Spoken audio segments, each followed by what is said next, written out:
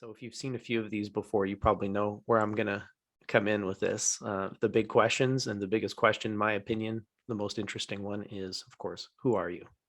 hmm Yeah, I knew that was going to be the first one. And I thought a little bit about it, but again, trying not to prepare too much. But something did come up for me. One, what is sort of the accepted sort of social response to that? And in Western culture, and definitely in the States, is what do you do? Mm, So I thought I'd start there. I have my master's in clinical psychology. I am a trained counselor, which is what I currently do. I work for an online mental health company. And then I'm also a health coach, finishing up my certification for that and starting my own business. So that's very exciting for me. Um, so that is what I do. Who I am now, that is definitely deeper. I guess the first thing that came to mind for me was sort of like a book, right? So, like every time, we turn the page in our life, we find out something new about ourselves. And so I'm constantly self discovering different parts of me that I didn't realize before and are surprising, sometimes good, sometimes an opportunity for growth. Um, but I guess to answer your question, right? Who am I? I am a goofball. I am a kind, caring, compassionate person, very loyal. Um, I am interested in learning. I'm interested in self discovery, pushing myself, always wanting to not do better, but push the limits of my comfort, which is why I'm here today. So, yeah, I wow, guess I am. that's wonderful. Yeah, and that's who you are today. I mean, no guarantees for tomorrow, right? Exactly. Yeah, no, that's great. And again, what I find fascinating about this question, something that rarely comes up, is people's names. So I'm always like, okay, well, now for the Oh, audience, yeah. what's your name? Because people go and they just like get into it, and I love that about it. And then, but such a mundane thing. But yes, for record's sake, what is your name? Well, my name is Felicia, middle name Nicole, and my last name, that's always been a weird place for me. So I know that sounds kind of strange, but last name is sort of your family name, right? And I guess we'll probably get more into this a little bit later, but I thought, why not just kind of throw myself in right now? So my maiden name is Greist, and that is my biological father's name. We never had a great relationship, so it was always hard to say that name. It meant nothing to me. Mhm. And then I was married.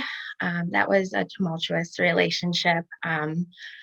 That was Selna, which I currently have, but I remarried. Now it's Warfield, and I'm in a process of changing it. So Felicia Warfield. There we go. Awesome. Yeah.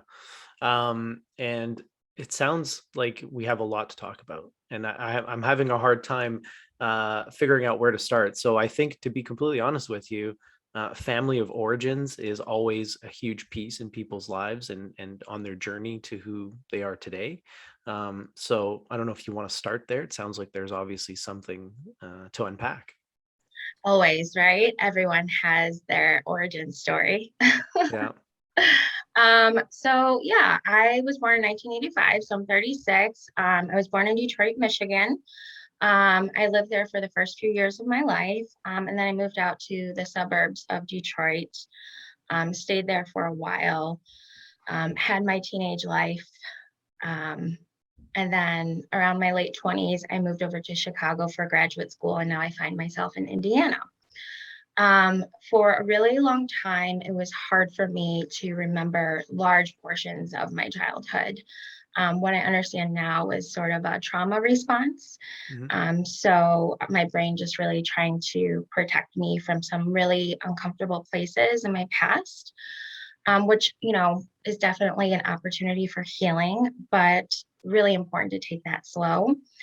And so, definitely in the last few years, I have been working with a therapist and on my own to slowly start to remember some of my early childhood. Um, and my family will be watching this. So, much love to them. And anytime I think parents have to hear their children share what was difficult for them, they might take that as they weren't a good parent. But especially my own growth, they were doing the best they could with what they had and what their parents taught them. And they were kind of acting out their own trauma response. So Yeah. it Keeping the has also, cycles going, right? yeah, so it's given me a lot of space to grow in compassion for them, and forgive. So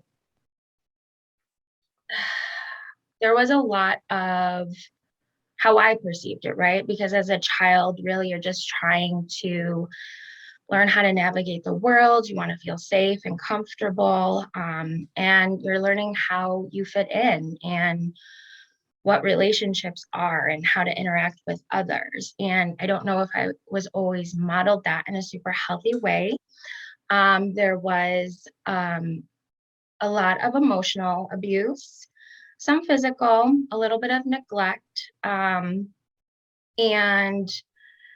you know, as I was sort of preparing for today, I've been doing a lot of journaling because there are times when I speak, and you might even hear the shakiness in my voice now.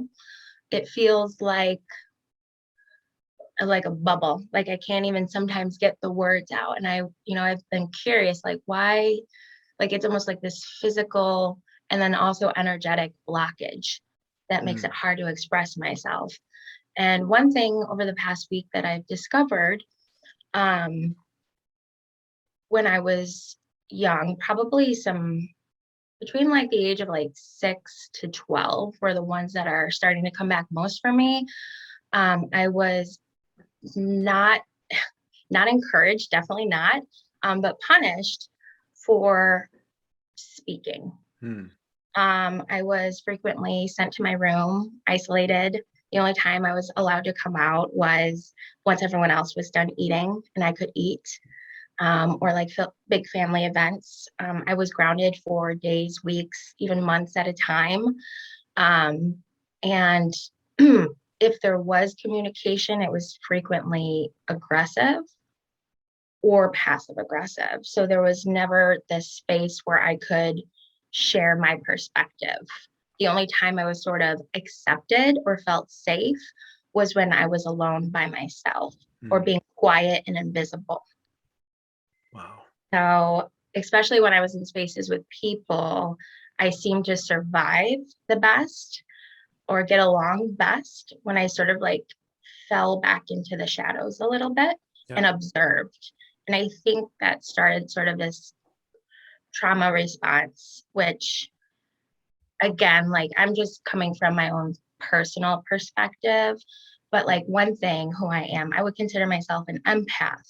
Mhm. And I think part of that is a trauma response where you become so hyper vigilant, looking for patterns in people, knowing when something is unexpected, how to keep yourself safe in that moment. So I got really good at picking up on how other people are feeling, their emotions, looking for the smallest cues almost unconsciously so that I could stay safe in that moment. Right. You got good at reading the room.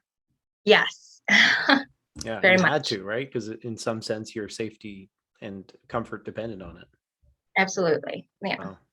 And do you have any siblings, or were you an only child, or? So I grew up as an only child until I was about 7, and then my brother was born, and then a few years later, my other brother was born. So we have a 7 and 10 year age gap. Wow. Yeah. So, So were you the default babysitter by any chance? not at all. Oh, okay. Interesting. No. So I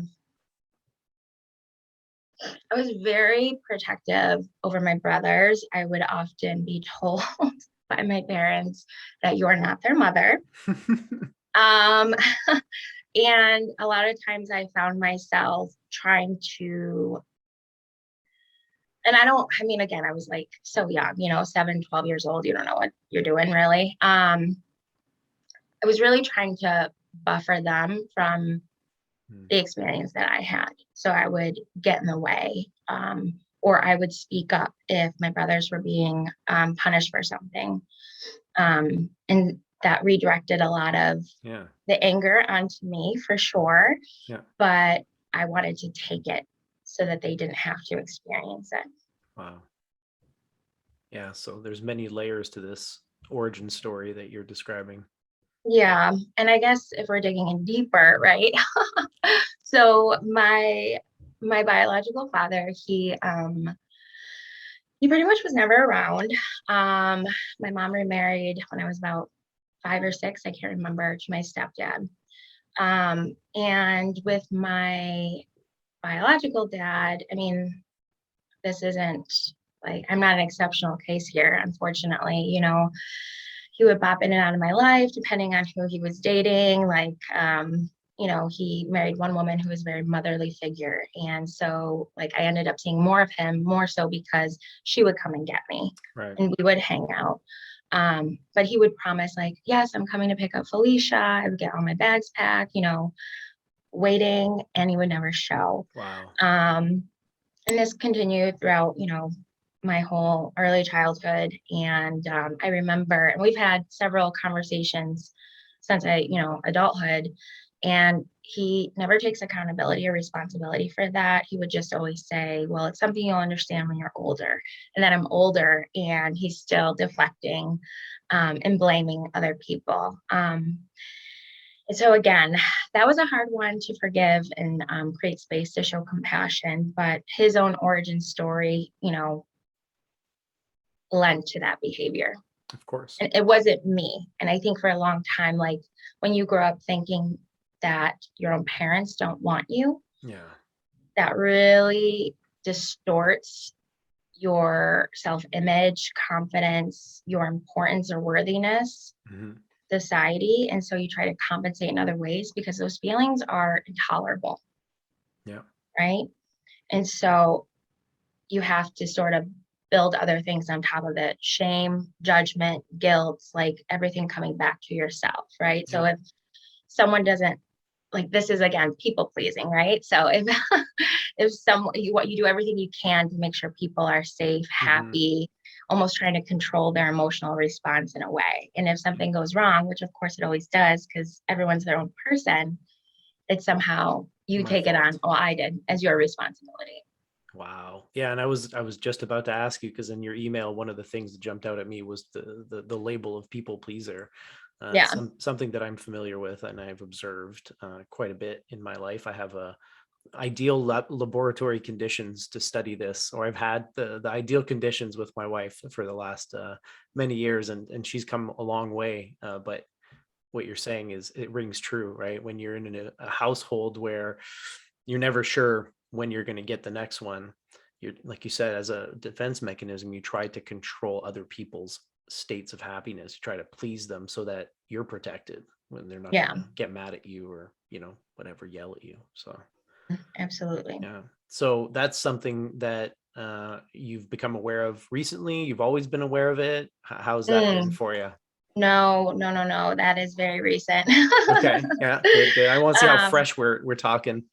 yeah, no, no, no. Very recent. I'm still unpacking and uncovering because again, there are still large chunks of my childhood that I don't remember. Mhm. Um, and you can't really live in that space of the past and the intolerable emotions for too long. Yeah. So, processing challenging cognitive distortions or maladaptive thinking patterns, right? Yeah. Trying to dig into where this, initial response comes from. Yeah. Um, yeah, you can't stay there too long because, then you have a difficult time managing just like the day to day Mm. responsibilities of your life, right? Yeah. Yeah. And some can see that as avoidant behavior, but I think it is a good idea if you are wanting to keep yourself safe Mhm. and not become too dysregulated. Yeah. Totally. Yeah. Go slowly at your own pace and learn to start trusting your intuition. Yeah. Yeah. It's like an archaeologist trying to excavate some like ancient fossils. Like you have to go slowly because you can easily Yes, break the thing that you're trying to excavate and make things, a lot worse. So yeah, I totally perfect get that. analogy. Yeah, and I totally get that. I can see that. Or like, trying to defuse a time bomb or something. It's like you got to be careful. You can't go too quickly about it, Yes. because it could blow Yeah. up your life for a bit. Yeah, okay. So now I have to imagine that your career path, your education somehow is connected, maybe even on a subconscious level to these events and to these sort of formative events in your life. Is that correct? Oh, it was very conscious. Okay, yeah. Not necessarily connected with the deeper issues we just discussed. Mhm. But I mean, my family was very dysfunctional. And, I think everyone in my family, has challenges with mental health and also sort of talking about it. Mhm. And my brothers, they were diagnosed with different mental health uh, illnesses. And I originally became passionate about like why I even wanted to go here is because I don't feel like my family got the support that would have made things a little bit more manageable. So my whole um, motivation in the beginning was I want to help other families like me Right. and help those kids learn how to find their own voice and support the parents and gently showing them other ways of parenting. Right. So I became very interested in child and adolescent psychology and family systems. Yeah, and was this like before university or when you got there or like throughout your youth kind of thing? Well, that's another interesting pathway I took. So I would consider myself an intelligent person. However, I didn't have study skills. Mhm. So I actually didn't graduate high school. Okay. I finished all 4 years, but I was several credits short from getting my certificate. Mhm. So for about 5 years, I kind of I worked as a waitress. I did some other things, and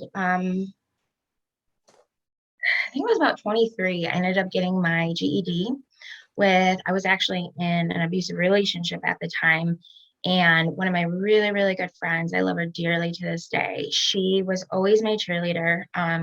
No one else really believed me, but she always did. And actually, the day I was supposed to be taking my GED, my partner at the time was supposed to drive me, but then we got in a fight because he didn't want to take me.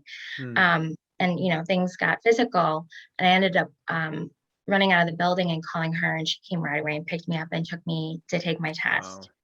So yeah, dear friend, I love her so much. Like, and that's another thing, like throughout my life, and just kind of one of these people, like these just beautiful, energetic, compassionate, warm people show up right in this space where I have this choice or decision to make to do things differently. Right. And she was one of them in that period of my time that really helped me move along. Wow. So after I got my GED, things moved pretty fast from there. I started at community college, and at that point, I kind of had it in my mind that I wanted to do therapy. And so, like everything, the second I started applying um, or taking classes, it was always around that. And like it wasn't just I'm going to start my bachelor's. No, I'm going for my doctorate in this. Wow.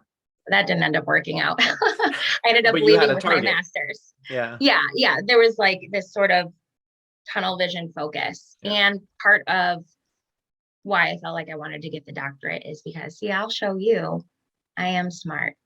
Wow. Like it was, and that was like what I realized, right? Is that I was trying to get the doctorate for reasons that didn't align with me or my purpose. Right. Yeah. Well, it's good that you realized it before you sank a bunch of time and money into it, I imagine, Oh, right? I did that. Oh, you already, well, either way, Oh, I did that. regardless, it worked out in the end. Well, and it's But like it's something you okay. can Yeah. pick up again, right? It's not like it's wasted or anything. I don't think I have any interest going back to No. academia. Okay. No, Yeah. Not much help that you can give there, right? In academia.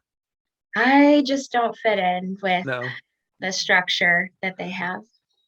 I can relate, but at least you had the gumption to go and push through. I I dropped tried, out yeah. twice, so I never got through it once. So It's hard. So no, I was a first generation college student and came from a really poor family. So like having to navigate all of this on my own and yeah, not really have anyone to talk to was really tough. So I don't know if that was like the same for you as a yep, first generation. Yeah. So I mean, totally, get the hurdles and hoops that you got to jump through, yeah. try to figure all that out.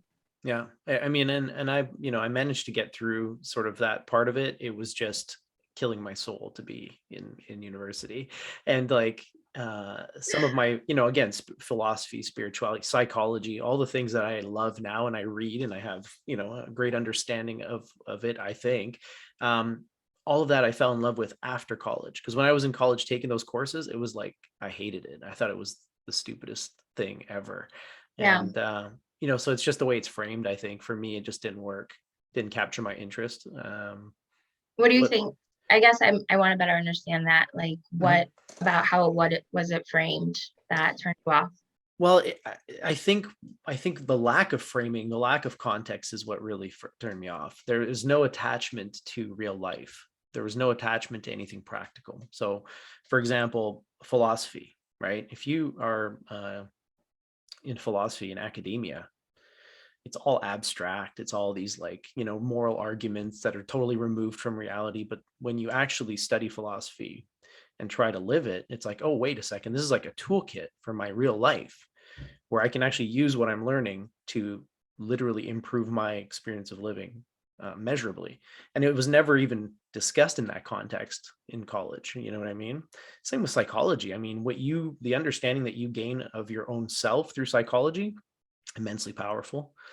But it was always detached from that. It was always in this like, this part of the brain regulates this, and it was never like, but how do I get involved with that knowledge and use that to my advantage? So I think for me it was that there was no connection. And it's the same with math too, like in school. I remember hating math, not being good at it, and then I started working in construction and using a measuring tape, and all of a sudden it was like fractions made sense for the first time in my life. I was like, holy crap, a quarter of an inch, a half an inch, because now it's real, right? I'm Yeah. measuring a piece of wood. So when it's abstract and removed for whatever reason, it just doesn't connect with me. So I think that was my main problem with academia. But what about yourself? You said this, the structure of it, and it just you never fit into that world. So what was it specifically for you that kind of put you on the outs? I think I'm still unpacking that. That was a Mhm. pretty tough time in my life. I was miles, hundreds of miles away from friends or family. Yeah. I was in a city that was very expensive and I couldn't afford to live there. Mhm. I was in a relationship with someone who, again, tried their best, but was acting out their own trauma responses. Yeah. And I didn't feel comfortable with the supports at school. I just didn't feel like I could relate to a lot of the people who went there. They were just coming from a different life experience Mm. than me. There were a few professors that I felt like I could share and have genuine open conversations with, Yeah. and they were very supportive of me. But I am somewhat of an independent thinker. Um, and when there are specific rules and a specific process to follow without exception, and I don't feel like I have a voice to wonder about that, not even question, just better understand how it came to be, Yeah. that's not really the place for that. Right. I know other people who I've talked to have had a very different experience than I did in their graduate program. But just for me, it wasn't really a place where I felt valued, respected, or encouraged. I kind of compare it to what I understand about the Marines, which is very little, but basically they break you down to build you back up in their image. Yeah. And I just wasn't following that. Right. Yeah. Good for you. I'm starting to accept it. For a long time, I thought, how am I this terrible person? I'm the worst person in the world. And Yeah. like all of like there was a lot of questioning. So, but Yeah. yeah, we're moving through it. Good. Good. Well, yeah, and I'm glad that you're seeing another side of it, because that's, to me, that's a quality and an admirable one as well, because there's a lot of pressure to uh, toe the line, right? Everybody else is doing it, like you said, like to just shut up and do it and fit in, right? And so anybody who persist through that and is able to remain who they are throughout that is, to me, that's admirable. It shows strength of character and actual character. You know, you're not somebody who just whimsically changes according to the situation. You have certain principles or certain groundings that you're anchored to, which is we need more of that in the world, in my opinion. Well, looking back, I absolutely could have handled situations a lot Yeah. differently. Yeah. Part of my trauma response sometimes is to get aggressive Yeah. more so than I feel like in the professional world and academic world, there is sort of, I don't want to say two-faced, but there's a manipulative quality to being very specific with the language you're using, that Hmm. where you need to say something in a kind and well-packaged manner. And it took me a really long time to learn that game. And I didn't have that in graduate school. I was Yeah. just very raw and unfiltered. And at the time, I thought I was like showing my strength, but I think I was just showing my insecurity. Mm. So Yeah. I think there's a time and place for that, but in that place, it wasn't. Sure. Yeah. No, I can see that. How you handled it may not have been the best, but at least Yeah. again, I think your intentions were in the right place, and Yeah. it's just, yeah, being diplomatic is it's difficult. Diplomatic. That's a good word. Yeah, yeah. Well, and I can relate to you. I used to be, I still am, I think, at heart, but I've learned how to manage it and harness it a bit more. But yeah, sometimes I can be a little abrasive, let's say.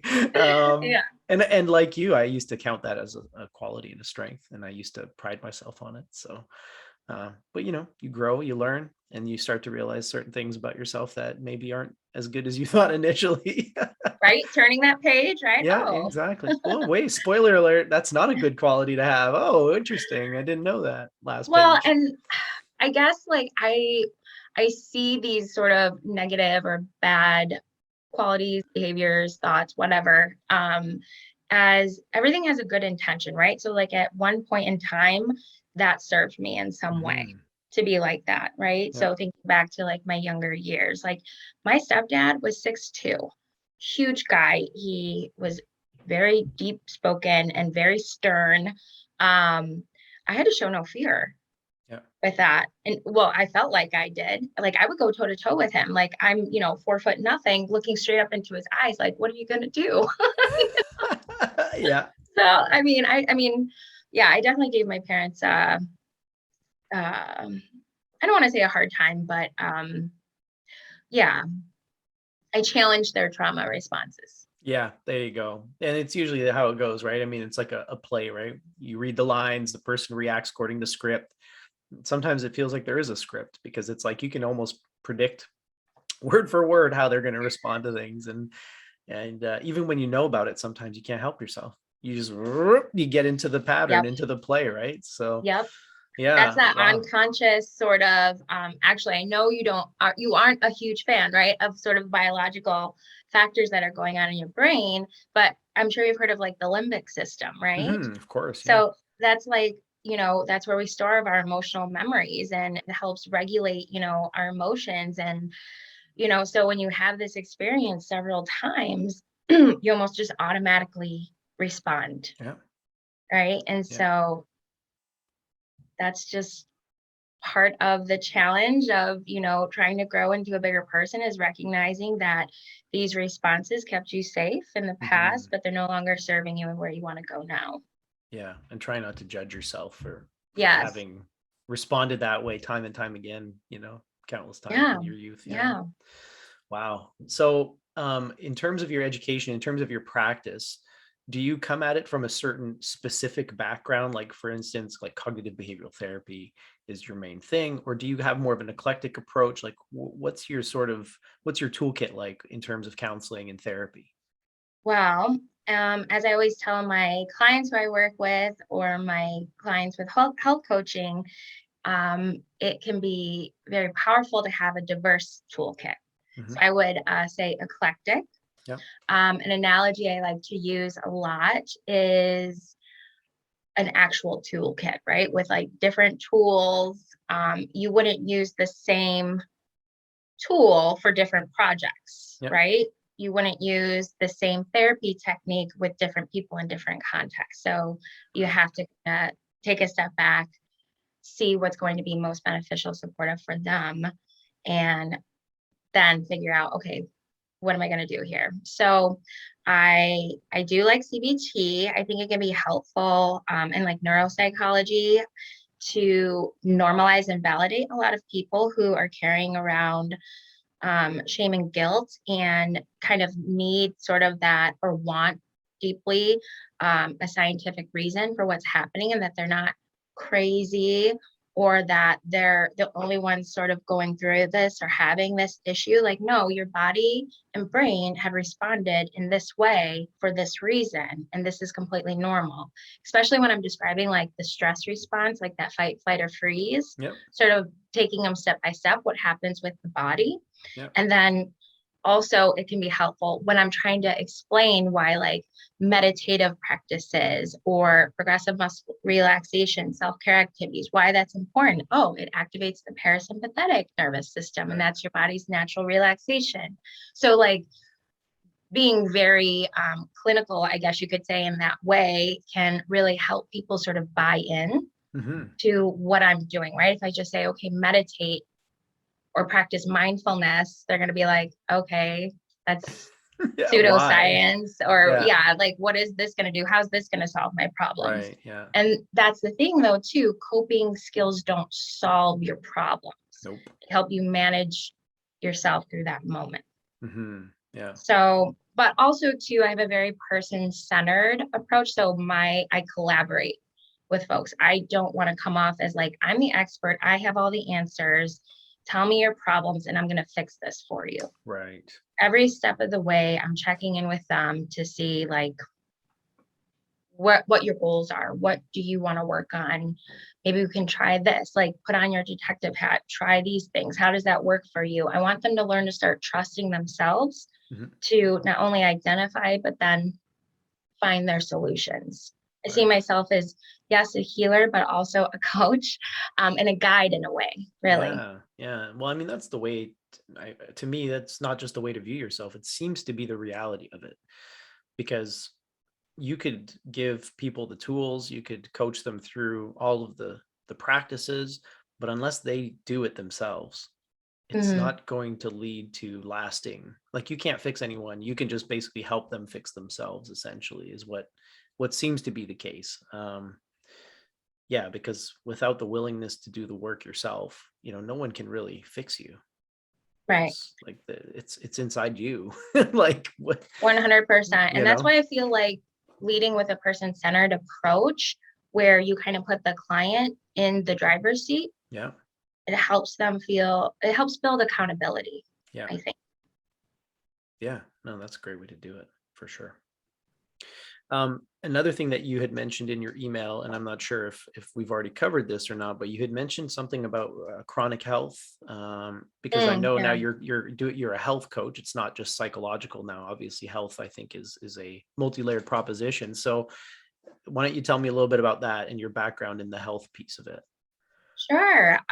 So since I was a teenager, I have had really painful periods, menstrual cycles. So again, I want to raise awareness, but I do understand this is still considered a taboo topic and there's a lot of stigma with it and it can make people uncomfortable. Um, so I want to tread lightly here, but some of my symptoms were excessive bleeding. I mean, I would bleed buckets for days, okay? Yep. And my moods would be all over the place. I would be very irritable, very sad, seemingly with no trigger. I had a lot of GI issues, headaches, really bad migraines, and no one really believed me. They Mm, thought that I was exaggerating or this is just what um, happens to women. I actually had a family doctor when I was 16 tell my parents that I was lying. wow.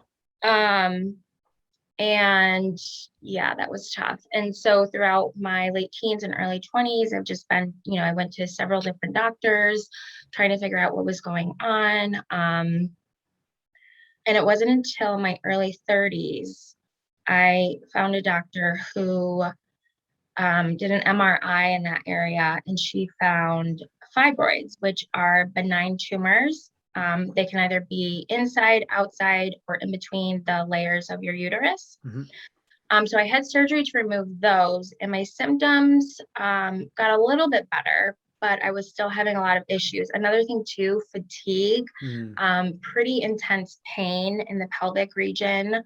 But I mean, okay, let me kind of pause for a minute. So I was still having these symptoms. And it wasn't until last year I found a different doctor who did a more intensive, like MRI scan and lab work. And the only way to diagnose this is through surgery. So I ended up having surgery, and they found endometriosis, Right. which is a chronic condition that impacts female bodies.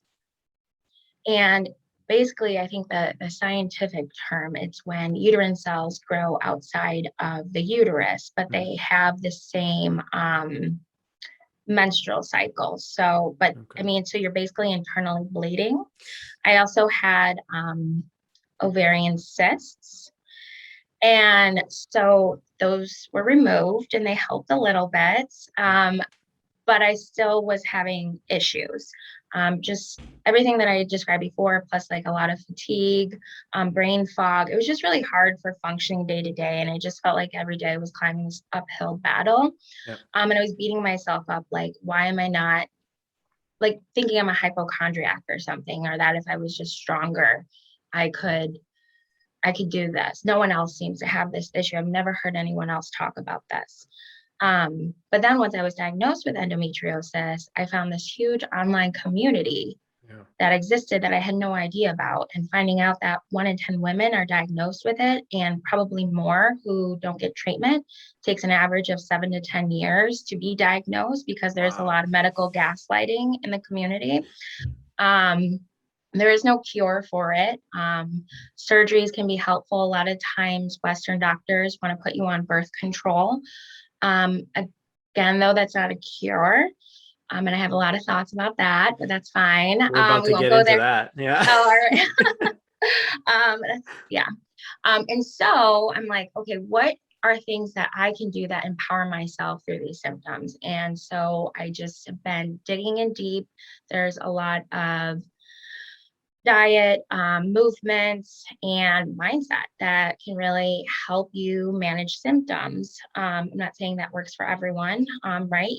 You do have to get a surgeon in there who knows what they're looking for and have done this a lot of times to remove it. But also, like, it can be in all your organs. It can be on your intestines, your lung, your kidneys, like it could be everywhere, right? And so you're going to experience a lot of pain in those areas. I actually know of someone whose lung collapsed.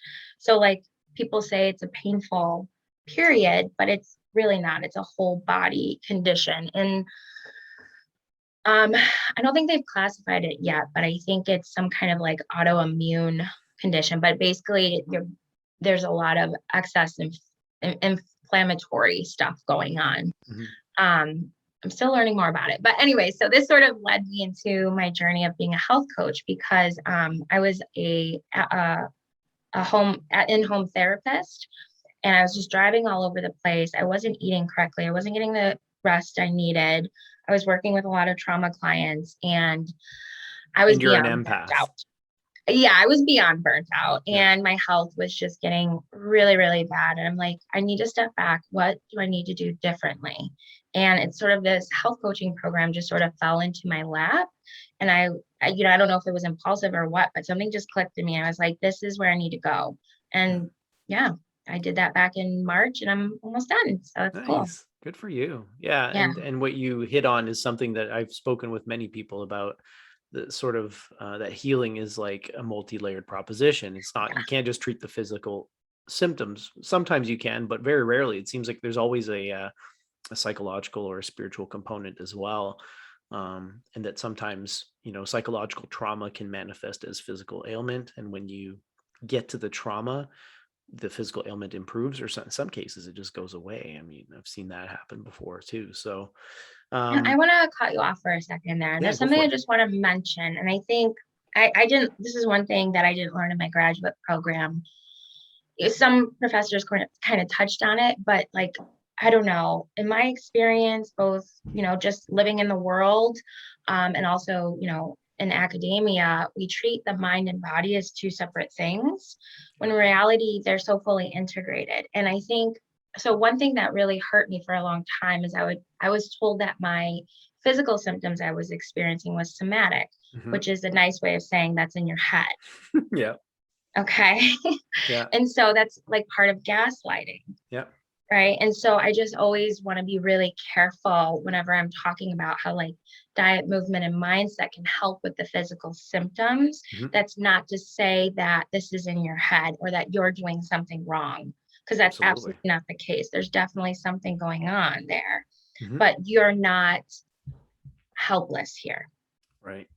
I want to help show people some other tools that they can use so that they feel like if their doctors aren't listening to them, that they have other places to reach out to or things that they can try to do for themselves. So Yeah. sorry, I just wanted to No, say no, that really that's quick. very important. Yeah. And I think anytime you start to delve into this whole mind over matter business, there's a risk of oversimplifying it. And there's a risk of missing out on the nuance, which is what you're describing. And again, it's whether it starts as a psychological thing that manifests as a physical ailment doesn't mean that you don't have a physical ailment.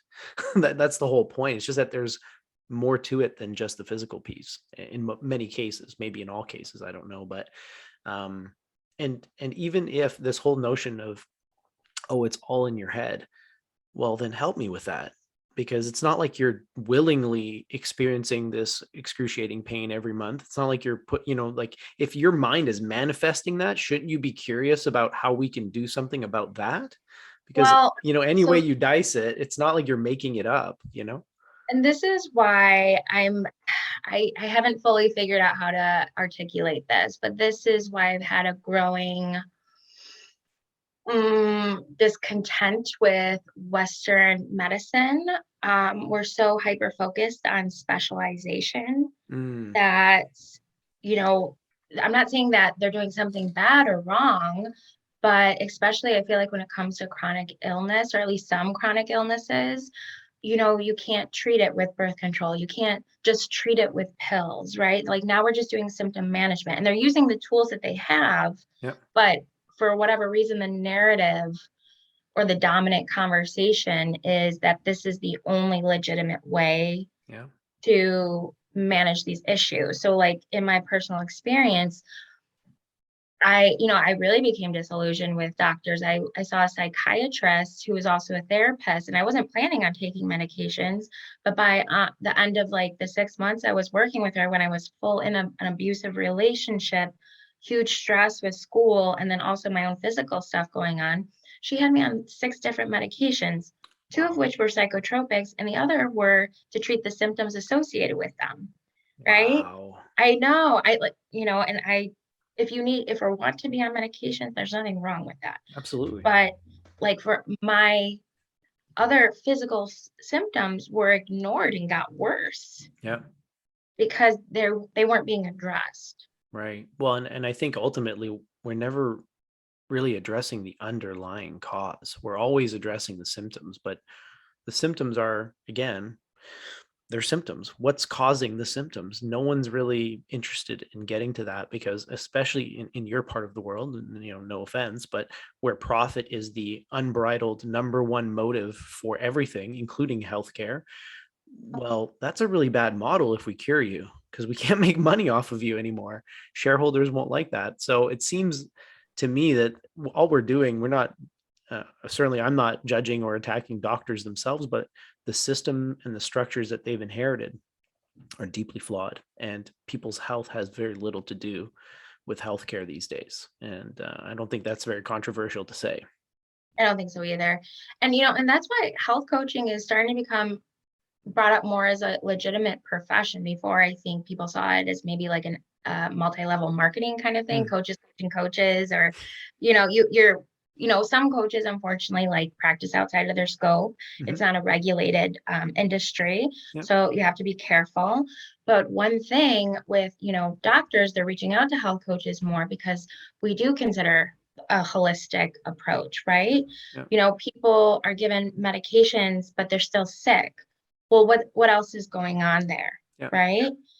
And so working with me or working with other coaches, we, start getting a little bit deeper as to what beliefs are behind this, mm, what's your motivating factor to change, and what's in engaging in habit change, successful habit change, right? yeah, So saying, okay, we'll get 8, 9 hours of sleep a night, drink all this water, get some movement throughout your day, see the sun every once in a while. right. Like easier said than done. How do you make these small changes that holistically can improve your health? Yeah, and as a coach, I mean, if you take the sports analogy, you take a team of rookies. How do you get them to be pros, right? I mean, through incremental, daily, regulated change, constantly drilling things, right? Drilling, because that's how you create a new pattern. What we're talking about are patterns, right? Behaviors, Yes.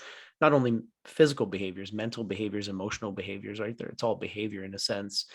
So the fact that you're coaching people through it and helping them build those new patterns of thinking, feeling, and doing, that's immensely valuable. And it's far more than just giving them pills, which may or may not help the symptoms, might create more symptoms in your case, right? Like Yeah. 6 pills. Right.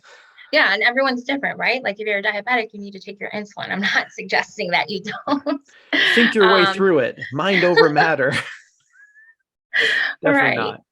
Yeah. But just to empower people that there are other things that you can do. Yeah. Yeah. I think it's amazing that again, through your own hardship, health problems, mental health, all the things that you've gone through, you've almost like subverted these things that were problems and turned them into something helpful, something beneficial to yourself and to others. I think that's I pretty mean, not amazing. to sound cliche, but I really do see challenges we have as growth opportunities, right? And Yeah. so, like, it took me a really long time to get to this place. And, I was in a lot of situations that were really harmful to me. And if I can share that knowledge with other people, so, not necessarily they can avoid the pitfalls, right? Because, we're all going to do our own thing, but, at least have some sort of guide to like help normalize it for them. And, when they need it, provide them with other tools. Yeah. No, that's incredible.